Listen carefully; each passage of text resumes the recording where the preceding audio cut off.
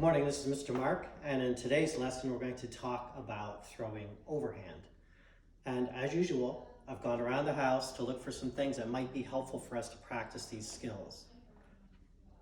So first of all, for a target I brought the laundry basket, which I'm going to stand up on its side like this in the chair.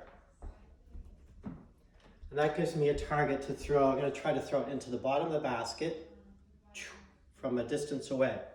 Next, I brought my trusty bathrobe sash. I'm going to put that up so that gives me a sense of how far to stand away from my target. So it's not too hard for me, but it's also not too easy for me.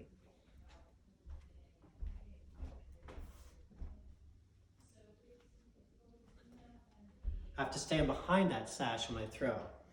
Next, I have my basket, and the basket's helpful to store all my balls.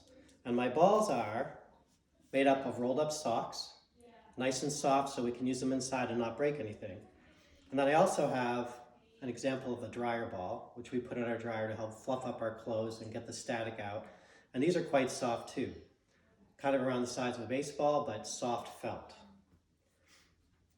So now to begin.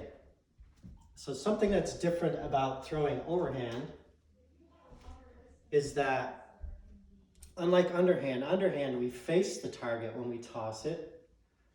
When we throw overhand, we turn sideways to the target so that our throwing hand is furthest away from the target and the other hand is closer to the target. So we turn our body sideways and then we're able to get more power when we throw. And when we're going to throw the ball overhand, it's over our waist, right? So it's overhand. This ball, which we're throwing in the throwing hand, is near our ear, as if this ball has something to tell us. Maybe it has a secret it's going to tell us, or it's going to tell us something. Maybe it's just going to tell us how to throw the ball correctly.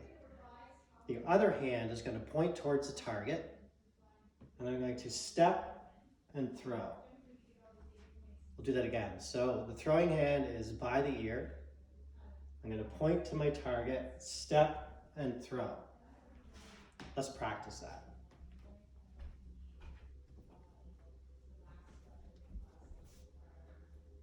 So I'm going to turn my body sideways, stand behind the line, step, and throw. Oh, too high. Let's try again. Turn my body sideways, point, step, and throw. Oh, almost. I'm throwing them too high. Point, step, and throw. There we go. And point, step, and throw. Turn sideways, point, step, and throw. I'm going to try that dryer ball because it's nice and round. So I'm going to turn my body sideways, point, step, and throw. Whoa. All right, now this is when this basket becomes really handy because I've thrown a lot of my balls. Now I'm going to pick up because I'm going to try again. So I'm going to go around, I'm going to collect my balls and put them in the basket. Squat down, pick up those balls, put them back in the basket, and then I'm ready to throw again. So I hope this video is helpful to show you how to throw a ball. And of course, I find it fun to do by myself, but you may want to invite a friend, your parent, or another one of your siblings or a friend from outside the house. And again, you just set up your basket, get your balls, make sure there's a line, you don't get too close to the target.